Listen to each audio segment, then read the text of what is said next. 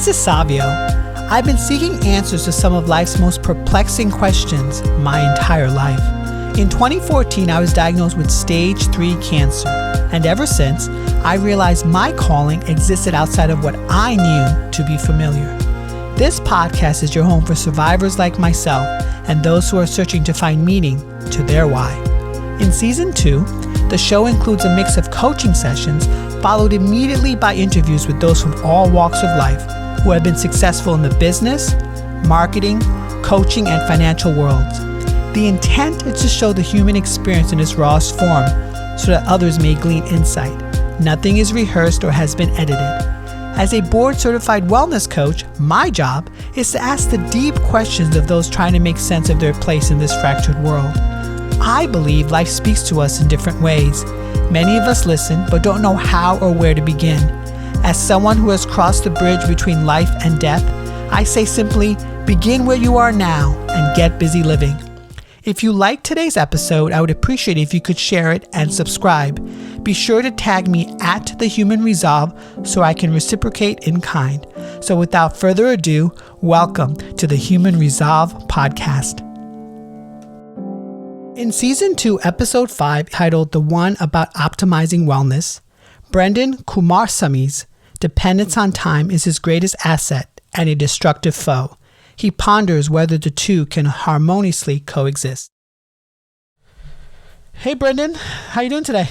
Very good, Savio. How about you, man? I'm doing well. So what would you like coaching on today?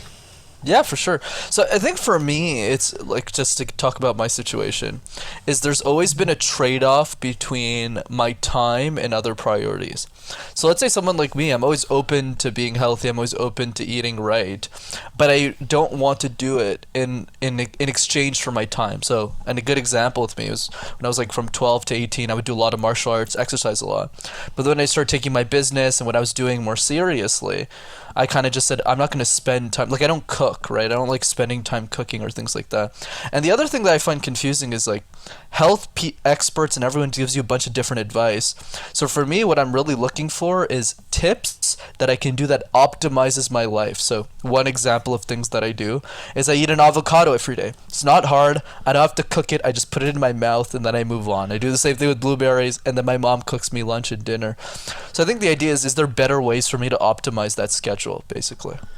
Okay, great. So what I'm hearing from you is that you want to find ways to optimize just things that you sort of think of regarding health and wellness specifically. Is that correct? You got it. Like I don't have like junk food issues. Like I don't eat like sugar. I don't eat like candies or anything. Like I'm pretty clean. But I think the better question is like, what can I do better? How can I be better? And how can I optimize my wellness better, essentially? So what would be one specific goal regarding that optimization for today's call? One goal for optimization, I would say ideally one thing that would really knock it out is to implement one new strategy that I haven't done. So I'm happy to go through everything that I do and then you can suggest a way that says, oh, you could do this, it's super easy, that won't take that much time, that will add value there. Okay, great. So you mentioned to figure out sort of one particular strategy. So what are some strategies that you've done? Yeah, absolutely. So this is basically my daily routine. So I wake up at like 9 a.m. I start my meetings, boom, boom, boom, podcast, interviews, all that stuff. And then and I always skip breakfast. So I never eat breakfast. Then I always go straight to lunch. And lunch is always simple. It's rice, curry, or some sort of vegetarian dish that comes in, and then I eat that, and then there's an avocado next to it. So to make sure I'm not food combining, 3 hours later, that's when I start eating a lot more fruit. So instead of eating candies, I just chug a bunch of blueberries into my mouth, strawberries, things like that. And before I eat the strawberries, what I do before is I work out for 15-20 minutes. I always work out in the evenings, never work out in the mornings. It's like a quick ab workout, and then I just dance in my basement for 15 minutes. And then after I have my fruit, I wait another 3 hours, have dinner, which is usually the same thing, rice, curry, a vegetarian dish, and that's my day. And then I go to bed, and then I start again. So no yoga, no meditation. And then obviously there's personal development where I'm listening to podcasts or reading books. So what is an actual benefit from the strategy that you would like to get out of? From the one that you would recommend to me? Yeah, or just generally in terms of the strategy that you want. What would be Yeah, a for benefit? sure. Yeah, of course. I think one benefit in particular that I would like is variety. Like, I think one issue with my strategy is like I'm always eating the same thing every day, and that's great. And I do cheat maybe once every couple of weeks, with like a burger or something. But it would be great to find new ways of adding more healthier foods into my daily routine that would add variety in my tongue on my tongue essentially. But at the same time, I also don't want to cook. So the things that I eat right now is the things that pretty much every health expert agrees on, because everyone's disagreeing on everything. So I literally just eat blueberries, strawberries, avocados, unsalted, unshelled pistachios. And I also did pecans for a bit, but then I got tired of them. And then outside of that, just my mom's cooking, which is, white rice with, the usual. But I just eat a lot less rice than I used to because there's a lot of carbs there. But that's it, right? So is there like something else I should be eating that you think I'm not? That's basically what I'm looking for. So specifically, though, is there a health benefit from these foods that you would like to get out of?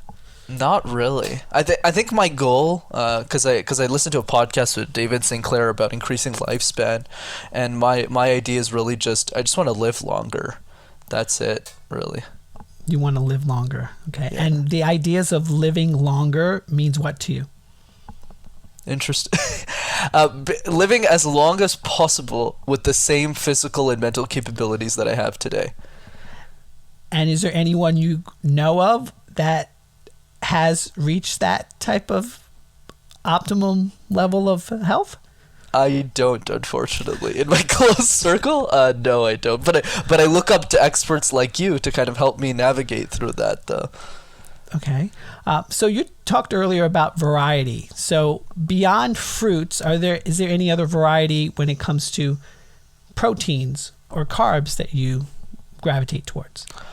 Yeah, absolutely. So if I break down my mother's cuisine, it's always white rice. It's never not like a very bad rice. It's kind of in the middle, I guess. Who knows, to be honest. But beyond that, it's like a dal or vegetarian, and the curry always changes. So usually it's either pork curry or chicken curry or fish curry or things like that. So that's kind of how the proteins change from day to day. But mostly it fluctuates between those three curries. Do you want to implement this variety with the meals or just as snacks? Great question. It would definitely be with snacks, and the reason is because I don't want to spend a single minute of my day making a meal, like ever. So for me, if you have if you think I should be eating raspberries more, then I'll go buy raspberries tomorrow because it doesn't take time. I'm just listening to a podcast, I wash it, I eat it. But if it's like, here's a recipe that you need to spend 30 minutes on, I just will opt out of that. Like, I'll never do that. Because it's just my personal take. Got it. So when it came to these specific ones you mentioned, blueberries, you mentioned avocado, how did you come to figure that out? That's a great question. So this guy I follow, Stephen. Well, I listen to a lot of these podcasts. Stephen Gundry, Mark Hyman, a lot of these holistic health experts. Basically, what I did is I stumbled on this PDF of Stephen Gundry's yes/no list. So basically, what it is he lists out a bunch of things that you should never eat, a bunch of things you should eat, and then I try and cross-reference that with other people I admire in the space because everyone's just disagreeing with each other. I think there's a lot of confusion. So one example, right? So Stephen says that you should never eat bread. So this, right? We're taught to believe that bread is this great thing that we should be eating, but because of gluten, it kind of ruins the way that you live. Like even rice. So I was shocked to find that rice is like gluten. So I was like, well, I can't stop eating rice, so I'll reduce my intake. So those kinds of things. And what I found was the only fruits that he recommends eating, even if a lot of other people recommend eating a bunch of other fruit, is berries when they're in season and avocados. Like nobody seems to disagree with avocados, so I just eat that. And berries is I just assume it's any kind of berry. So that's how I came to that conclusion. Do you eat the avocado solo? Literally just solo. You got it. It doesn't taste really good. That's why what I do is I mix it up with berries after. So I shove it in my mouth. Then after that, I just take a bunch of berries and then it offsets the taste. Is there any other benefit besides this health benefit that you get from avocados? No. It's literally just health. I really don't like eating them. So when you think of sort of adding, let's say, more snacks to your everyday, what are you thinking could it possibly be? That's the thing. I think this is where I'm not sure, because when I was a kid, I used to eat a bunch of like granola bars or like drink orange juice from Tropicana. Then I learned like literally last year that like not like 20 years, like last year, that all this is terrible for you. So I just said, why are you marketing this to me like this? Anyways, it's pretty. I was not very happy, but the idea is my guess. It's probably going to be like other varieties of nuts. Like I've tried pecans, but I don't really like the taste of pecans. I've tried walnuts. I don't really like walnuts, like the taste of them. So it's probably like another nut, or really just a snack that I'm just not aware of. Maybe rice cakes are healthy for me, though I don't think they are. So that's probably my thinking. But I'm open. I'm open to hearing thoughts. Have those experts you mentioned, like Mark Hyman and all the other ones, have they mentioned nuts in their talks? Absolutely. So Steven talks a lot about nuts. So what he does every day, he's a bit more extreme though with his olive oil and everything. But I think what he does is he has a variety of nuts. So let's say he has a mix of pecans, pistachios. I actually don't really know his mix exactly, so I have to probably research that more. And that's what he has as a snack. So that's maybe a thing. I guess I was too lazy, honestly, to look up what the exact mix is so I can copy it. And if you incorporated nuts, how do you suppose you might ingest them? Oh, I would just eat them straight raw. So I would just put them in my mouth, chew them. I wouldn't combine it with anything else, unless you feel I should. It's really your choice, but what about sort of, have you thought of maybe combining it with some type of liquid? Interesting. Probably water. Is there any other liquid I should be considering? I mostly just drink water and black tea with no sugar. That's mostly. Have you ever tried like a shake or something of that nature? Yeah, I've considered shakes. I think the reason is back to the time thing. I don't even want to spend like 10 minutes making a shake, so I was like, screw it. I'll just drink water and shove a bunch of nuts in my mouth. That doesn't sound right, but yeah. Anyways, you get it. Are there any purveyors in your area that has these already made? What does purveyor mean? Stores or boutiques or gotcha. Juice places. Yeah, that's a good point. I mean, that's definitely something I need to consider, like especially like shakes and things like that. I think right now the only barriers for me is I guess I've just been saving a lot of money, so I don't want to spend $7 on a shake. That's probably it. But it's definitely something I'll do in the future though. And the other part is they're not very near my house, so I guess I would have to take a bus, and I guess with COVID I'll freak my mom out that I'm leaving the house to get a shake. But I agree though, in the sense that I should think about those spaces, especially when I'm back to traveling again. And in the time element you mentioned, you don't want to spend time preparing these. Is that you don't want to spend time preparing it daily or preparing it at all? Preparing it at all. You got it. Preparing it. So you mentioned a couple times about your family. How does that work with their particular diet or ways about going regarding food intake?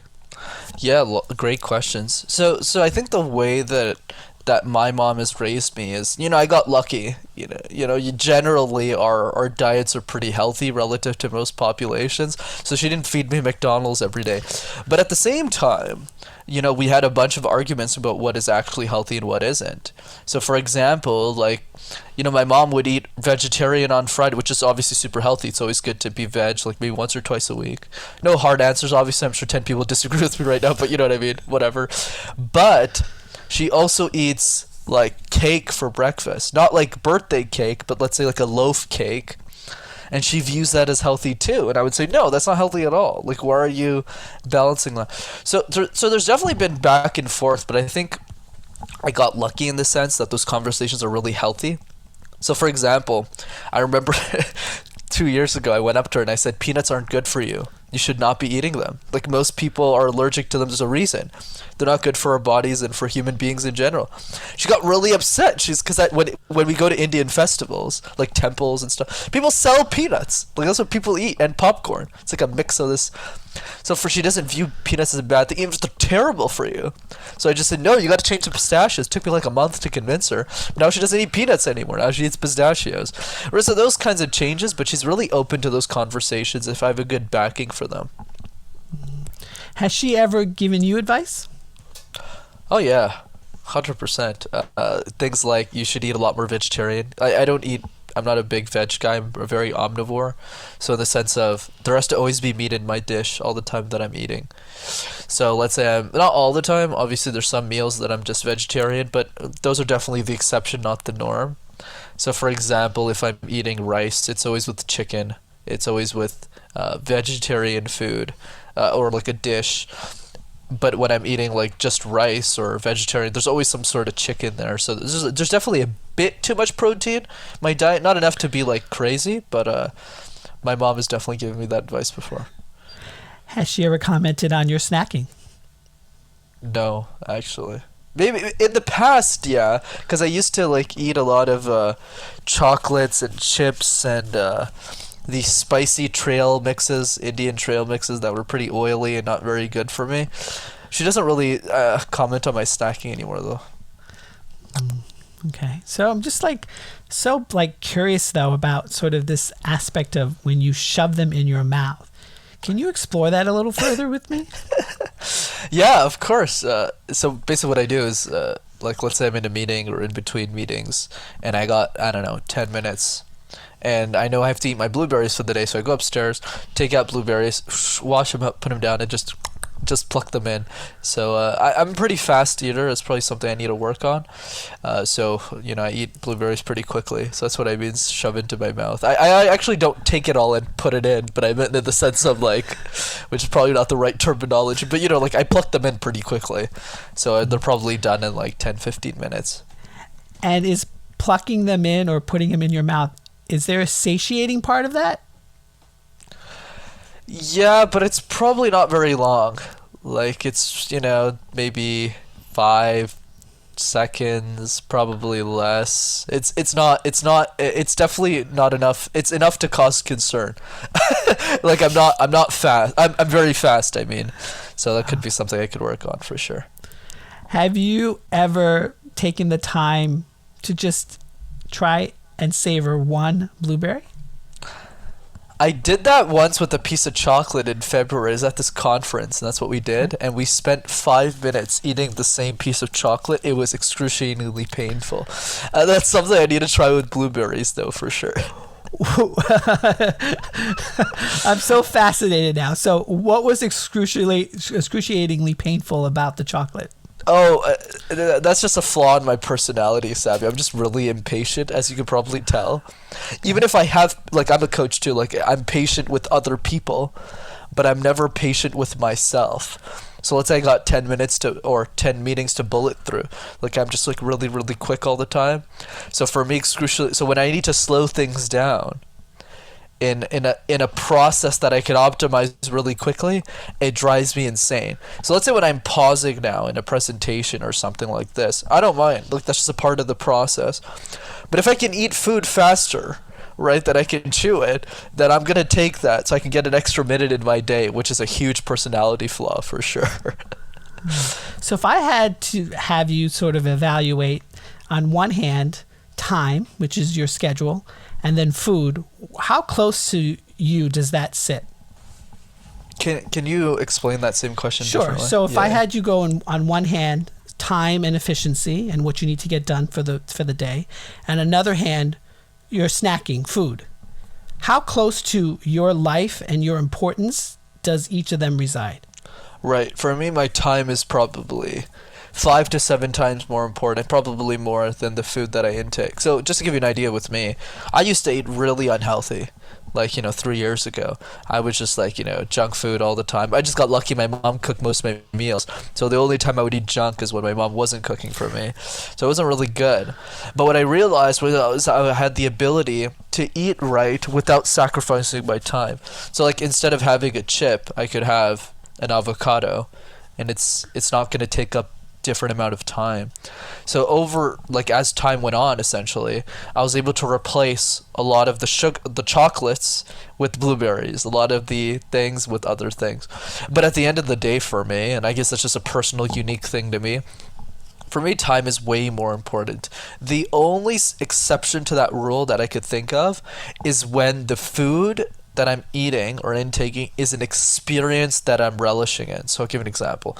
Let's say I'm having a dinner with my friends or something, or a partner or a family member. I won't eat really quickly. Like the pace that I eat that food is extremely slow because we spend 2 hours in that restaurant talking, which I haven't been doing a lot obviously this year. But that's the only exception to the rule. Or if I'm having like dinner with my family, but if it's outside of that experiential element of food, I'm always just like it's just a thing, right? It's a chore. I'm just getting rid of it and moving on to the next thing. Is the experiential aspect of food always with other people? For me, yes. Definitely, like one thing that's coming up in this conversation is maybe I should try that with just myself. And I do that sometimes, like when I'm eating a poke bowl on like an airplane and I have like 5 hours before a layover, which obviously isn't the case now, but like let's say last year. But for the most part, you're correct. Most of the experience I have with food is definitely with other people. And with snacking, do you do that with other people? 90% of cases, no. 10% of cases, I'm pretty sure. I just have to think of situations. Probably like when around my family, that would count. But I would say in most situations, snacking is definitely done alone. Yeah, you mentioned sort of this 5 to 7 times more important is your time. Can we explore that a bit? Would you like to try an experiment with me? Yeah, for sure. I'm going to have a lot of trouble explaining this, though, but I'll try my best. So I just want you to get comfortable in your seat. If you feel even more comfortable, just soften your gaze or close your eyes. Yeah, absolutely. Yeah, and I just want you to sort of think back, sure. To a time, about time. Has this always been prevalent for you, this idea of sort of time? Absolutely. I would say it's more so when I was in my 10s, I was really focused on making a lot of money because, I grew up in poverty. I wanted to make ends meet, essentially, right? And I wanted to, provide a better opportunity for the people around me. But as I started making income, my money dial shifted very quickly to my time dial, in the sense that money is the one asset that we can't buy more of. So when that happened to me and I realized how important my time was, I had to optimize them in better ways. So time has been something I think that I've added a lot more importance to my life probably in the last 4 or 5 years, I would say. If you could sort of, describe time for me, how would you describe it to me? That's a good question. I would say for me, time is like running quicksand, where you're trying to pull yourself out as quickly as possible, but it's going to drown you out in the end. That's probably my best definition of time. So basically, we're all living on these shot clocks, and we all have a certain amount of time to do something if we want to do anything, but we can't buy back the shot clock. Like, we can't reset the timer. So I'm always moving really quickly, and I guess one of the struggles because of that. Obviously, the advantage is, I get a lot done. I'm really efficient. I've achieved some success, but the disadvantage is I don't spend enough time just sitting in the moment of where I am. And if time was, the concept of it was anywhere in your physical body, where would it reside?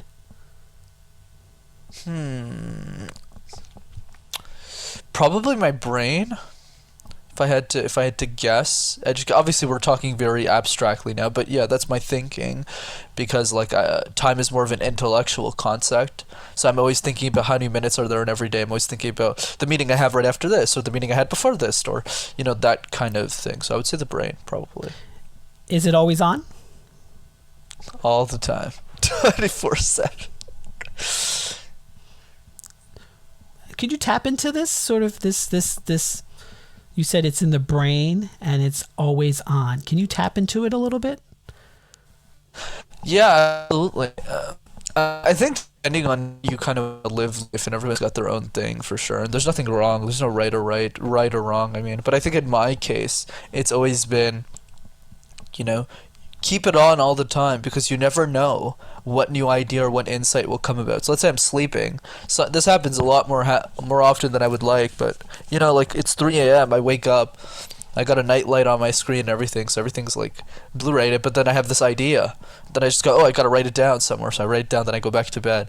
So it's like there's this fear of turning off my brain because I'll lose insights that I could otherwise gain. Given that I won't live a long time, I want to make sure to get as many insights as possible so I can share it with everyone else. This fear. Has this fear ever sort of let you down?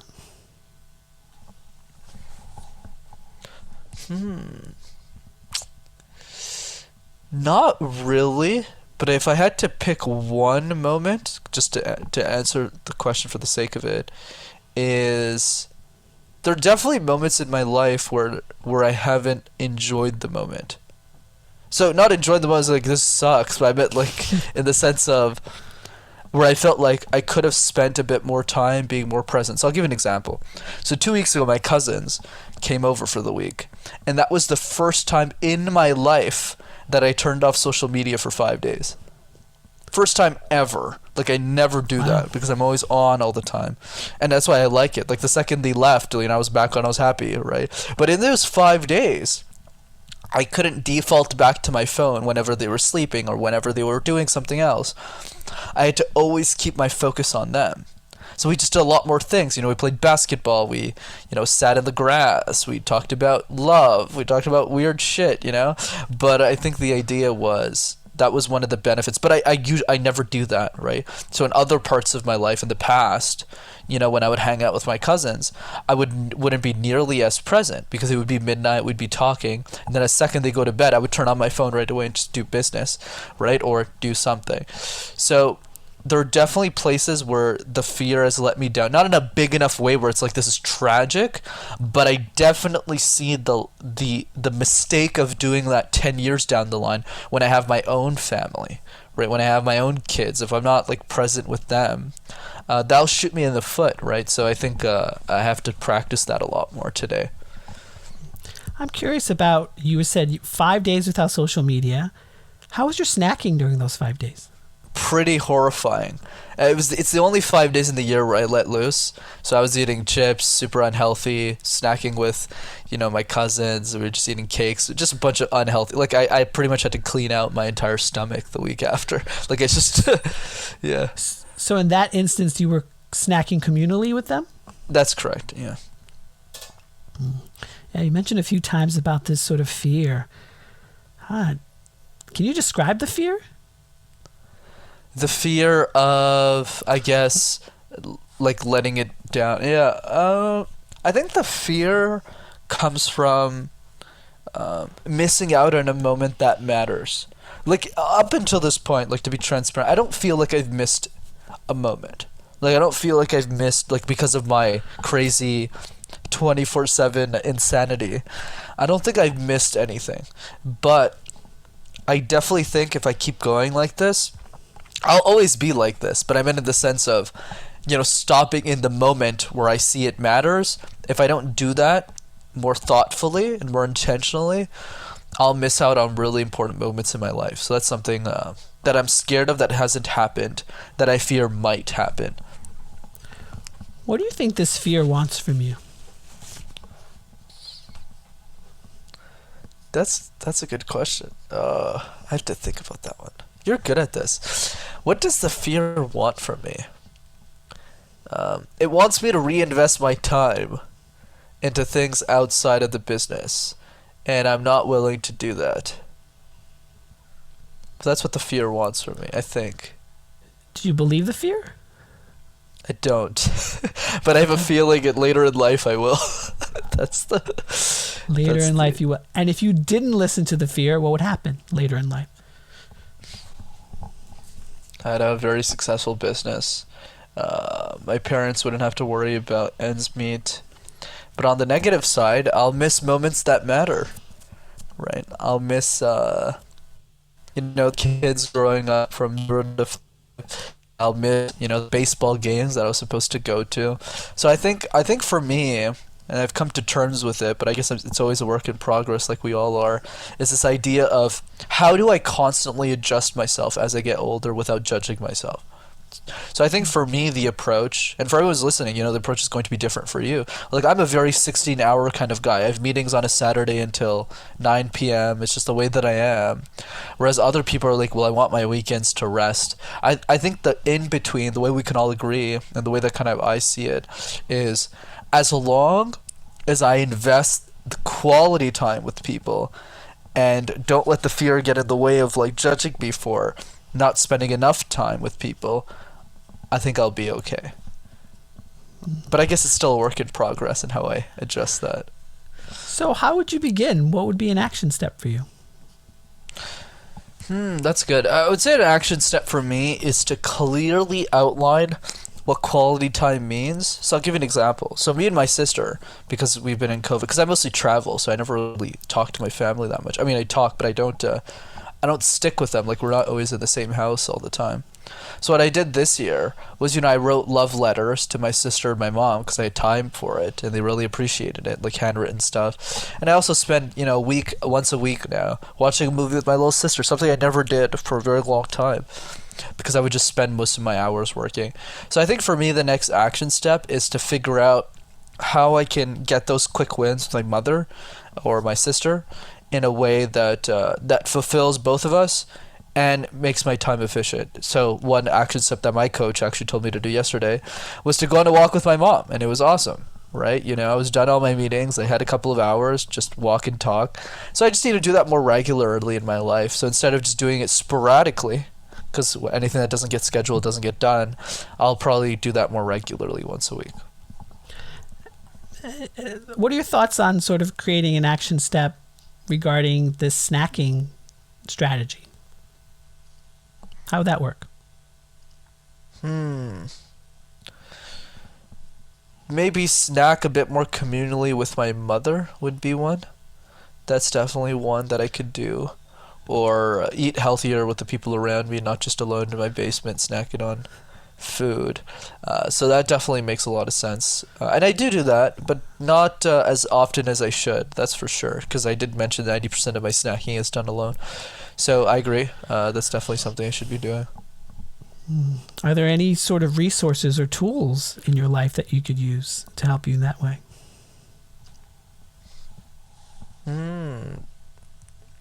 Probably accountability partners. Like my coach, like making sure that he's slapping me in the face whenever I don't do that. But yeah, I would say other than that, it's I think for me the biggest resource is conversation, in the sense of, talking to my sister and mother constantly. Like, how am I doing? Am I being a good brother/son? Am I contributing the hours that I should be to maintain the same quality time? And I've been doing okay with that. I don't judge myself for it, but I think the idea is more, how do I have those conversations more often? So I think that's probably the best resource that comes to mind. Do you check in with them often? I do, multiple times a day. So let's say so one tick I do is whenever I wash blueberries, I always give them some, right? So it's always a good way for me mentally to kind of touch base with them. So I have to find those mental tricks more often instead of just staying alone in my cave, just running a bunch of meetings. So previously you mentioned a limited amount of fruits. What are some other fruits you think you might be open to? Interesting. I'm a pretty open-minded guy, Savvy. So for me, it's like, if everyone can agree that the fruit is healthy, then that's definitely something I would eat. So for example, some things that come to mind is maybe blackberries or raspberries. Like bananas are a good example. Some people think they're healthy, some people think they're not. Some people are like, well, you should eat bananas. And other experts go, well, no, you get a huge sugar rush and it's high triglycerides, and you're just there like, wait, what? I thought bananas were... So it's just very confusing. So I'm open to it, provided everyone agrees on the fruit. And how would you find out not only if everyone agrees, but that if it's the right fit for you? How would that work? Definitely taste for me, and how easy it is to prepare. So fruits, obviously, it's simple. For example, I would be less attuned to oranges. I'm a freak, by the way, for those who listen. So I'd be less attuned to oranges just for the sake, because it takes me 3 extra minutes to unpeel the orange, right? Not because I hate oranges or have anything against oranges. It just takes me time. Versus like an apple, wash, pluck, right? Bite, done. So I think the idea is that's one. Taste is another thing. Like, I just don't like the taste of apples, so I don't eat apples or cherries. They give me a weird pit in my throat whenever I have them. So yeah, that's, I don't know if that answers the question though. It's totally fine. How does grocery shopping work for you? It doesn't. So my mom actually does all the grocery shopping, so I just tell her what I want. And obviously I don't complicate things. It's always blueberries, avocados. Thanks, Mom, love you. And pistachios. That's how grocery shopping works for me. Could that change? For me, no. Definitely not. But could it change in terms of the things that I would need? Absolutely. Or things that I would need to adjust. So how would you adjust it? Where would you start? Yeah, I think for me the adjustment period would be like to kind of figure out how other experts are eating different fruits and nuts that I haven't considered, and then simply take the action of either ordering that online or asking my mom to pick it up at the grocery store and trying it, and then checking the ingredients and then making sure we're aligned. We're always buying the same thing, and then I would try it essentially. How does sort of the family dynamics sort of works in terms of what they eat? Is there an overlap? Lots of overlap. I think the only difference is I'm the only person in the family who doesn't eat breakfast, and my mom and sister do. So, they have a little loaf cake in the morning with their tea. I just drink the tea straight, and then I just go back downstairs. That's the only big difference. They all still eat the same. They sort of kind of adapted part of my diet, so they eat the avocado now. They eat the blueberries, and that kind of stuff. So there's definitely a lot of overlap, which I'm grateful for, of course. Is there anyone in your family that has food restrictions? Not that I can think of, no. Yeah, so you mentioned this accountability for... so how can you be accountable for yourself beyond the coach that you said you work with? Probably schedule in a calendar. One great advice I heard from Damon John. He says that you should treat everything, if you're an entrepreneur, you should treat everything in your life like a business. You should treat your relationships like a business, and the reason is because you'll never miss a meeting for your business, right? But you decide to miss meetings for your family, or your business, or your things for your relationships, or the things that matter outside of the business. So you should treat everything as if it's a business. So one thing I don't do that I should do is that I should schedule in the walks with my mom in a calendar. I think the only reason I haven't done that, even if it's not a good excuse, is because since my meetings change all the time, I can't always have a consistent time where I meet people. But at the same time, I should have something more consistent. I should be prioritizing that a lot more. So that's what comes to mind.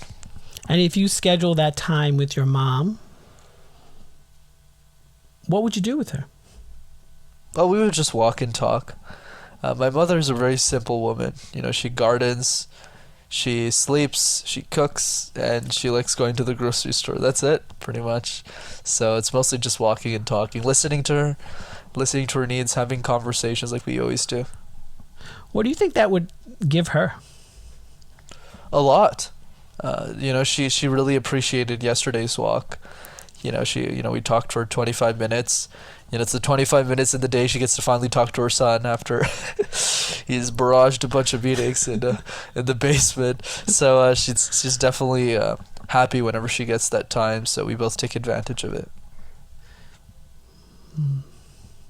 Is there anything you think you could discover in those talks that has not been voiced? That's a great point. Definitely. I'm not sure what that discovery would be, but I definitely agree in the sense that there's a lot of things that I can learn from my mom while she's still with me, like while she's still here. I think there's still a lot, and I've learned a lot from her already, so I definitely think there's a lot left to discover. What are some of her favorite snacks?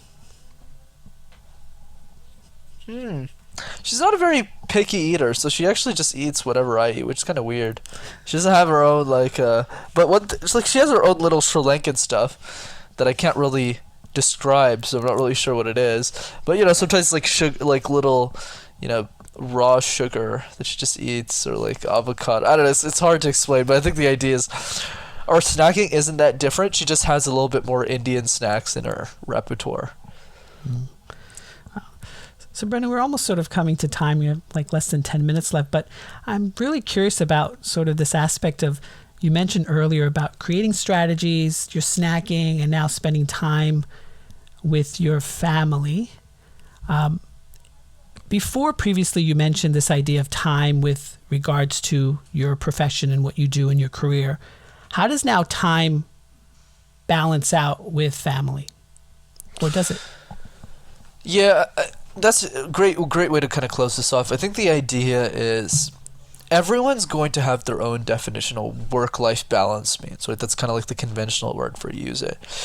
And I think for me it's find the balance that works for you. And I think what's great about this conversation is, I get to learn a lot about myself, even if you just asked me a series of questions that I didn't really think to ask myself, for the most part anyways. So I think the idea is it's always an adjustment process. So for me, and that's just the way I prioritized my time when I was 18 or 19. I picked job over family. And the reason I did that intentionally is because I knew the long-term ramifications of doing that was going to be beneficial for everyone. And it was. I was 22. I retired my mother at 52. And everything worked out well. But I think the key now, now that I have the money, how do I readjust now? Like, I can't be picking my job over family all the time. So it's always this readjusting dial. But I think what I learned in this conversation is I need to always readjust that more often, because I mostly do that probably once every 6 months, once every year. It's more of a secondary thing. I should be a lot more intentional about how I'm readjusting that dial, especially in the case now with COVID where I'm not traveling that much. So I had to readjust that dial a lot faster to make more time for family. So yeah, that's kind of how I see it. But for me, definitely building a legacy, doing important shit is definitely a lot more important than anything else in my life. So I spend 90% of my time on, my business anyways. But I think the idea is, how do I use the other 10% and make it meaningful, or increase it to 15, 20%? So let's just imagine, I don't know, next week, a slew of meetings back to back. And so a massive obstacle came your way. How would you relegate that with this new awareness? Right, I think the way I'd relegate, I would still kill the obstacle. Like, it's always, if there's a target, you kill it. But I think the idea is, after it's done, even if there's only 10 minutes in my day left, I need to devote that to not just me sitting in my basement and just going, what am I doing tomorrow? But rather saying, hey, I didn't go see my mom today. I should spend 10 minutes talking to her, seeing how she's doing. So I think the idea is always, for me, it's always prioritize the target, get the target out. And then after that's done and I have a lot less stress and I could actually enter those meaningful conversations in a more meaningful way, then I could really say, even if it's 3 minutes, even if it's 10 minutes, don't judge yourself, but take the time, don't make it 0. And then how would you handle the snacking element? Right, I think the snacking element, what I would do a bit differently now is I would probably spend a bit more time out of my day researching what other experts are doing. Is there a new nut? Is there a new berry that I could add into my snacking? And the second part of that is, how can I think about snacking more communally? How can I spend a bit more time and use those 7 minutes and snack at the same time while I'm just listening to my mom or my sister and seeing how their day is? Is there any resource or online resource regarding the snack of the day, as you put it? Right, so most of my resources have been around Stephen Gundry's yes no list, so I need to find other simple lists that I can digest, since most of the stuff out there is so like pages and pages of stuff. So I think for me the next step is to figure out what other PDFs are out there, what other quick resources are out there from people that I trust that I can leverage and cross-reference with the stuff I already have. Oh, that's beautiful. I love the cross-referencing sort of element at this. So Brenden, we're sort of at time in terms of this coaching sort of session, but I just wanted to know, I mean, how do you feel about sort of this in general? Like, do you feel complete? That's a very powerful question. I mean, yeah, man. I think you're really good at what you do, and you really ask me a lot of questions that I don't really spend enough time thinking about. Right? That's why I think the power of coaching and people like you come into play, whereas you help other people think about things outside in the bigger picture, make them say, "Hey, stop for an hour and let's think about this. Let's talk about this." And I think people like you are very much needed in the world. So thanks for what you do. Sure, absolutely. So now we're going to transition to my listeners, but please tell my listeners more about you. Of course. So, my name's Brenden. I'm the founder of Master Talk. So it's a YouTube channel I started to help the world master the art of public speaking communication. Started in my mother's basement, and the goal is to get everyone in the world to communicate their ideas better. Obviously, it's something that you probably don't need, Savio, but for most of us, communication is definitely something we all need to work on. So yeah, I would encourage you all to check out the free videos that I have up for people. And has always this been intrinsic in you, this feeling of speaking? Definitely not. So when I was a kid, I was 5 years old. My parents looked up to me and they said, "You live in Montreal, so you're going to go to French school." But I never spoke a word of French. So not only was I uncomfortable with presentations, I had to present a language I didn't even know. So communication was the last thing that was on my mind. I hated it. I saw it like a chore. But then when I went to university, I actually did presentations competitively and got really good at communication. And that's when it kind of shifted. But I think one thing to kind of build on what you said, one thing that's always been intrinsic about me is how do I add value to other people? I think we're really privileged to live in a society where we can even have this conversation without, having guns being pointed at us, right? So I think the idea is, from that chance that we have, what can we do to build something cool, to build something important for people? How do you feel COVID-19 has affected your business? Yeah, definitely a lot. I woke up overnight to 70% loss, and all my speaking engagements getting canceled left and right, or conferences I was going to go just attend for the sake of attending. And I think the key message that I really want to communicate to everyone is people need to understand who the real enemy is. I ask a lot of people this, Savio. I go mother, sister, family member, or just people on the street, who's the enemy? Who's your enemy in your life? And they'll always respond with something ridiculous, like, "Oh, the guy who cut me off in traffic this morning," or my girlfriend who's such a pain. I was like, wait, why are you insulting your... Anyways, it's just weird. But I think what I need to realize, or what everyone needs to realize, is we all have the same enemy. Everyone's enemy is the same. That enemy is time. You can throw money at time. You can yell at times. You can scream at time. You can berate it, but time always wins in the end. And a lot of people right now, Savio, say the following: 2020 is cancelled, as if you can go to a bank and get a loan back for it. It makes no sense. So my advice to people is learn to reinvest it, because you don't get this year back. So how can listeners, including myself, make time an ally? Powerful question.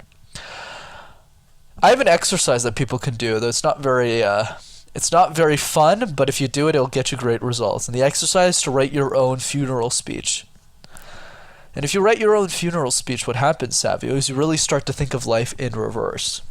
Like just this morning, one of the actors from Great Black Panther died today from stage 4 colon cancer, and he died at 43. Not 63, not 83, 43. And if I assume I'm going to die at 43, more than half of my life is already over. So I think the best way to make time an ally and to work with it is by first understanding what you want to do with it. And the best way to figure out what to do with it, and not just every year, every second of every day, every minute of every day. And that doesn't mean working like me, because I'm a crazy guy, but more in the sense of if you're spending, if you want to spend your weekends with your family, my question is, why are you only spending one? Right? If you want to spend 3 days with your friend, why are you only spending two?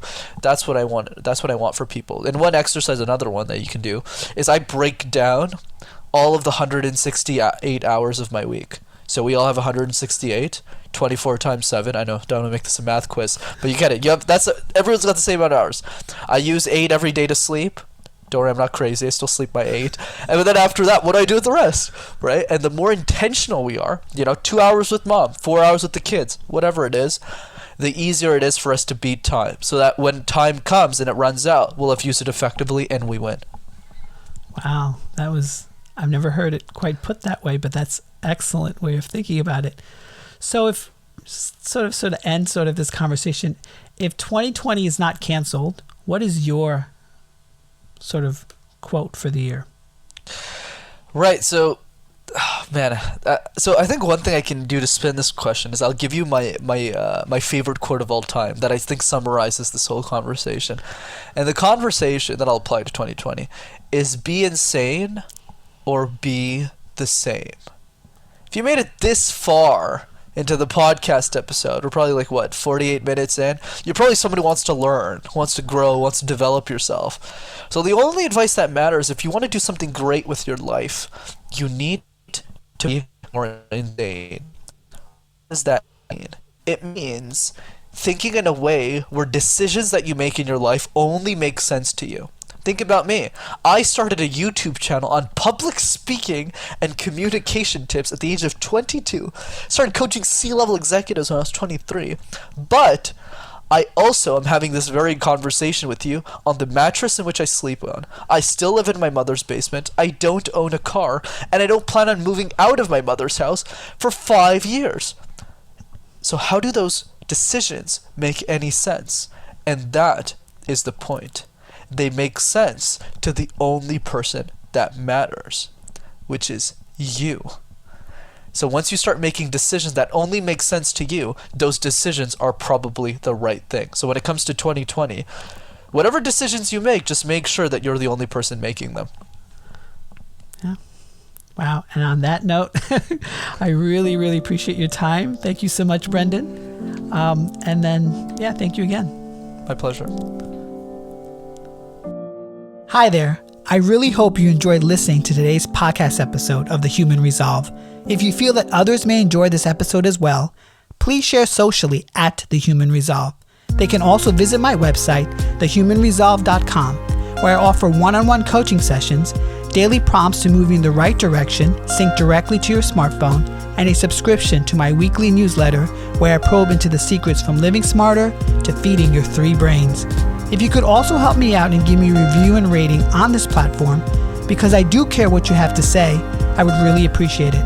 Now, get out there, my friends, and get busy living.